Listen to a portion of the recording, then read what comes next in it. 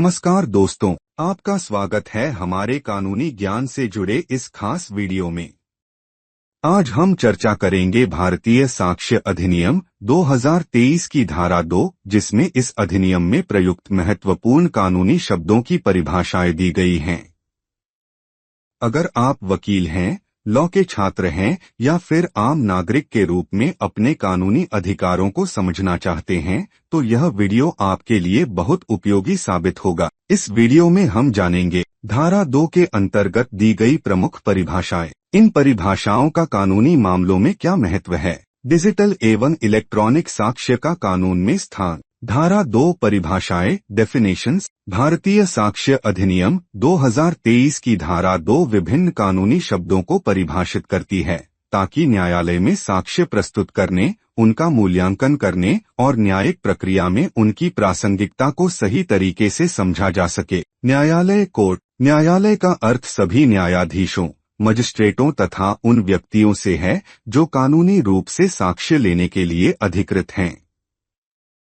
लेकिन इसमें पंच या मध्यस्थ आर्बिट्रेटर्स शामिल नहीं होते। निर्णायक प्रमाण कॉन्क्लूसिव प्रूफ। अगर किसी तथ्य को कानून द्वारा निर्णायक प्रमाण घोषित किया गया है, तो न्यायालय को इसे सत्य मानना ही होगा और इसके विरोध में कोई साक्ष्य प्रस्तुत नहीं किया जा सकता। दस्तावेज डॉक्यूमेंट। कोई भी सामग्री, चाहे वह लिखित, मुद्रित, डिजिटल या इलेक्ट्रॉनिक रूप में हो, जो किसी तथ्य को दर्ज करती हो, दस्तावेज कहलाती है। उदाहरण: 1. लिखित दस्तावेज रिटन डॉक्यूमेंट। 2. नक्शा या चित्र मैप्स ड्राइंग्स। 3. डिजिटल दस्तावेज emails, chat messages, server logs, voice mails. साक्ष्य एविडेंस। 1. साक्ष्य मुख्यतः 2 प्रकार के होते हैं।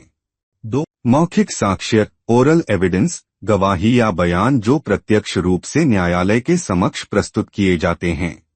दस्तावेजी साक्ष्य डॉक्यूमेंट्री एविडेंस, कागजों, इलेक्ट्रॉनिक दस्तावेजों या डिजिटल रिकॉर्ड के रूप में प्रस्तुत प्रमाण। 1. तथ्य फैक्ट। तथ्य का अर्थ है वह चीज जिसे इंद्रियों से महसूस किया जा सकता है या जिसे प्रमाणित किया जा सकता है। उदाहरण: 1. किसी व्यक्ति ने कुछ कहा, यह एक तथ्य है। 2. किसी व्यक्ति की मंशा क्या थी, यह भी एक तथ्य है। 2. विवादित तथ्य फैक्ट्स इन इश्यू। किसी भी मुकदमे या कानूनी विवाद में वे तथ्य जिनसे किसी के अधिकार, दायित्व या अपराध का निर्धारण होता है, विवादित तथ्य कहलाते हैं। उदाहरण: अगर किसी पर हत्या का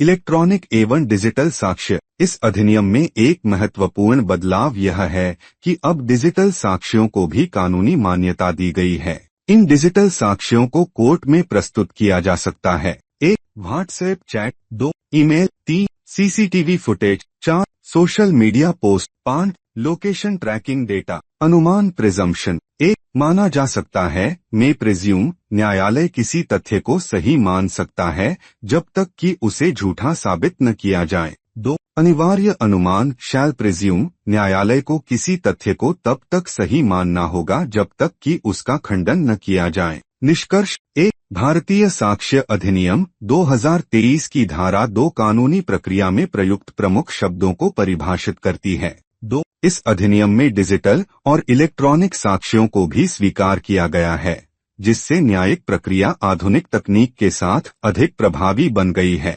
3. इन परिभाषाओं को समझकर कोई भी व्यक्ति न्यायालय में अपनी बात प्रभावी ढंग से रख सकता है। तो दोस्तों, अगर आपको यह जानकारी उपयोगी लगी हो तो इस वीडियो को लाइक करें, शेयर करें और हमारे चैनल को सब्सक्राइब करना न भूलें। आपकी कोई भी कानूनी शंका हो तो हमें कमेंट सेक्शन में जरूर बताएं। धन्यवाद। मिलते हैं अगले वीडियो में।